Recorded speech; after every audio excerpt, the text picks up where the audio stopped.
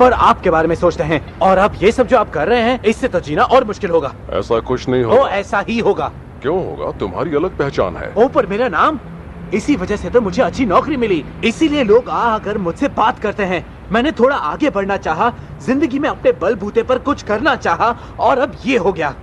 अब मैं आपसे एक एहसान चाहता हूँ, आप ये मुकाबला मत लड़िए, ठीक है? इसमें आपका ही बुरा होगा और साथ ही मेरा भी। मैं तुम्हें चोट पहुंचा रहा हूँ? हाँ, पहुंचा रहे हैं।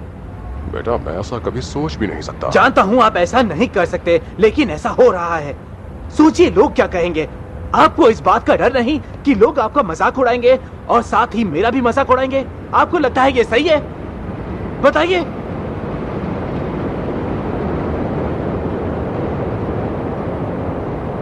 तुम यकीन नहीं करोगे, तुम मेरी हथेली जितने थे।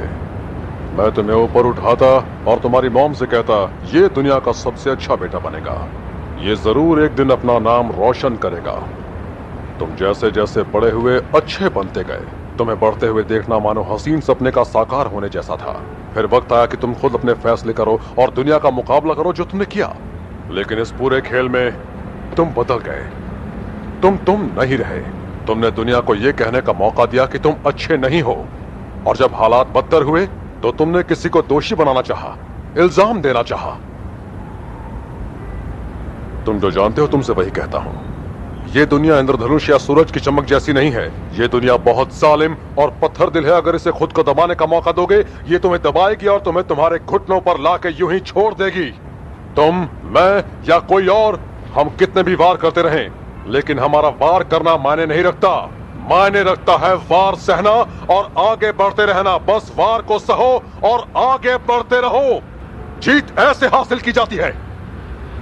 अगर तुम काबिल हो तो वो हासिल करो जिसके तुम हकदार हो, लेकिन हर बार सहने के लिए तैयार रहो। किसी पर उंगली उठाकर यह मत कहो कि तुम्हें जो बनना था वो नहीं बन पाए, इसकी या उसकी वजह से।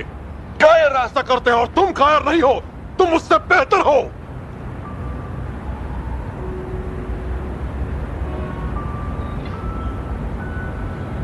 कुछ भी हो जाए, मैं हमेशा तुमसे प्यार करूंगा, चाहे कुछ भी हो जाए।